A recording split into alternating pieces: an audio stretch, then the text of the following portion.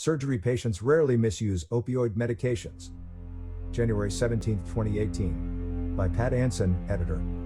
A large new study published in the British Medical Journal is debunking some popular myths about the causes of opioid addiction.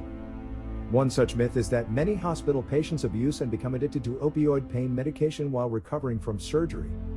But in a data analysis of over 568,000 patients who were prescribed opioids for post-surgical pain, researchers at Harvard Medical School identified only 5,906 patients, 0.6%, who were later diagnosed with opioid dependence, abuse or a non-fatal overdose, collectively known as opioid misuse. Of those, only 1,857 patients, 0.2%, showed signs of misuse in the first year after surgery, suggesting that the dependence or abuse that others later developed may have had little or nothing to do with the surgery itself. But the remarkably low rate of opioid misuse by surgery patients was not the primary focus of the study. What researchers really wanted to know is whether the dose and duration of an opioid prescription influences future chances of abuse and addiction. And here another myth was dispelled. Researchers found that high doses of opioids after surgery appear to have little impact on misuse rates. Their findings show that how long a patient takes opioids is a more reliable predictor of misuse than how much medication they took. Dosage only emerged as a risk indicator for those who took opioids for extended periods. Our results indicate that each additional week of medication use, every refill, is an important maker of risk for abuse or dependence, said study co-author Dennis Agneal, a statistician at the Rand Corporation and a part-time lecturer in the Department of Biomedical Informatics at Harvard Medical School.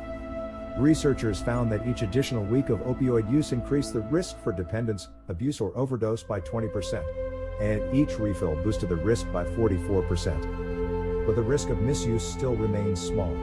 For those who had a single prescription with no refills, the vast majority of patients' misuse occurred at a rate of only 145 cases per 100,000 patient years. The rate was still minuscule for those who refilled a prescription, 293 cases per 100,000 patients years.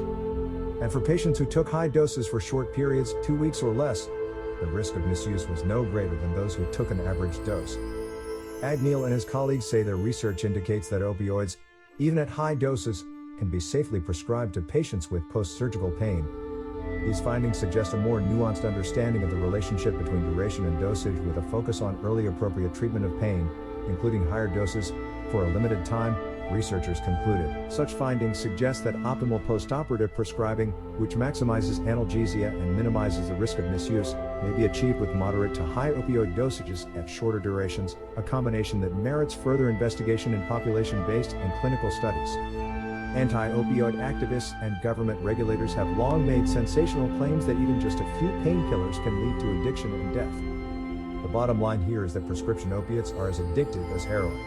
They're dangerous drugs, former CDC Director Thomas Frieden told the Washington Post in 2016.